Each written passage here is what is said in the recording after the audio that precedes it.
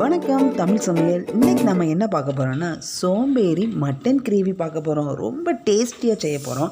எப்படி செய்யணும்னு பார்க்குறதுக்கு முன்னாடி ஃபஸ்ட் டைம் சேனலை பார்க்குறவங்க சப்ஸ்கிரைப் பண்ணுங்கள்.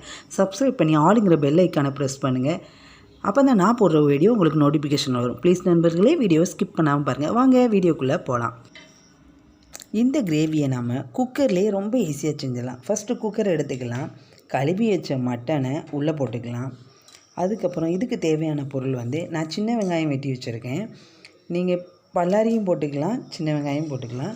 பல்லாரியும் சின்ன வெங்காயமும் ஒரே ஒரு தக்காளியும் போட்டிருக்கேன். ஒன்றாவே போட்டுடலாம் எல்லாமே. தேவையான அளவு பூண்டு, தேவையான அளவு இஞ்சி, கசகசாவும் முந்திரி பருப்பும் ஒன்றா போட்டு நல்லா மையாக அரைச்சி அதுக்கு இதோட சேர்த்து ஊற்றிக்கோங்க.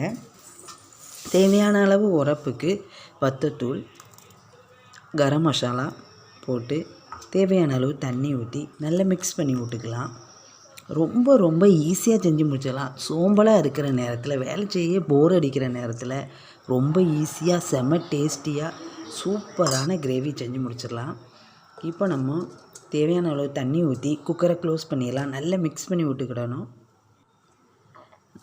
நம்ம அரைச்ச மிக்ஸி சார்லேயே அதை நல்லா அலசி தேவையான அளவு தண்ணி ஊற்றிக்கலாம். உங்களுக்கு எவ்வளோ தண்ணி தேவைப்படுதோ, கிரேவி எவ்வளோ தேவைப்படுதோ அந்த அளவுக்கு தண்ணி ஊற்றிக்கோங்க. எனக்கு நல்ல செமி கிரேவியாக வேணுங்கிறதுனால கம்மியாக தண்ணி ஊற்றியிருக்கேன். இதை நல்லா மிக்ஸ் பண்ணி விட்டுக்கலாம். இப்போ நல்லா குக்கரை க்ளோஸ் பண்ணி உங்களுக்கு எத்தனை விசில் உங்கள் குக்கர் விசில் வேகமோ அந்த அளவுக்கு நீங்கள் விசில் கொடுத்துக்கோங்க. இப்போ நல்ல விசில் வரப்போகுது. விசில் வந்துருச்சு.